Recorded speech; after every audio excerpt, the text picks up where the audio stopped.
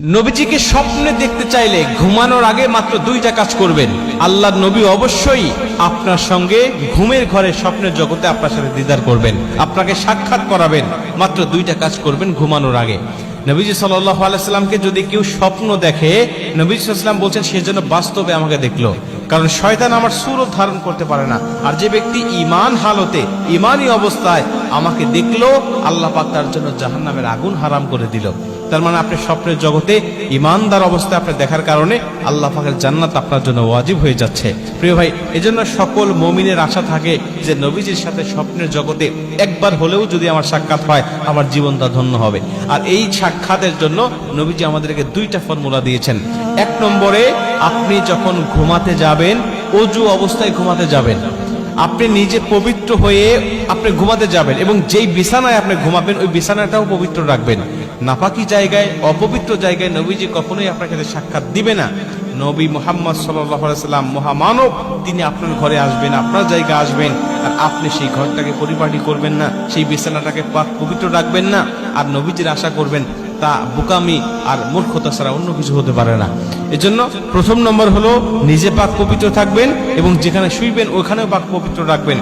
দুই নম্বর হলো, আপনি যখন ঘুমিয়ে যাবেন তখন নবীজির উপরে দরুদ পাঠ করতে করতে ঘুমিয়ে যান।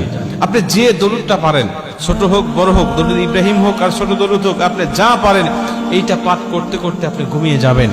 যতক্ষণ না ঘুম আসে ততক্ষণ পর্যন্ত আপনি পাঠ করতেই থাকেন।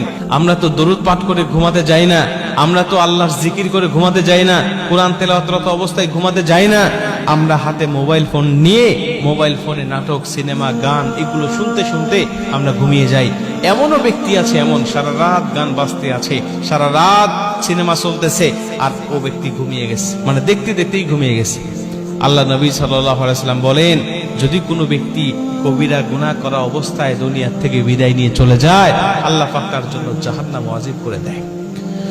মুসলমান ভাইরা আমার, নবীজি সাল্লাল্লাহু আলাইহি ওয়াসাল্লাম বলেন, যদি কোনো ব্যক্তি কবিরা গুনাহ করা অবস্থায় দুনিয়া থেকে বিদায় নিয়ে চলে যায়, আল্লাহ পাক তার জন্য জাহান্নামকে অবধারিত করে ফেলে দেয়। গান শোনা কবিরা গুনাহ, আল্লাহ না করুক, গান শুনতে শুনতে আপনি ঘুমিয়ে গেলেন, আর ওই ঘুমের ঘরে আপনার মৃত্যুটা চলে আসলো, আজরাইল আপনার জানটা কবজ করে নিয়ে চলে গেল। নবীজির হাদিস অনুযায়ী আল্লাহ পাক আপনার শেষ বিদায়টা কবিরা গুনাহ করা অবস্থায় দিয়েছেন, এ কারণে আল্লাহ আপনার জন্য চিরস্থায়ী জাহান্নাম নিযুক্ত করে রেখেছে। আপনার জন্য চিরস্থায়ী জাহান্নাম হয়ে যাবে। অতএব ঘুমানোর আগে গান নয়, সিনেমা নয়, নাটক নয়, এগুলো বাদ দিয়ে কোরআন তেলাওয়াত করুন।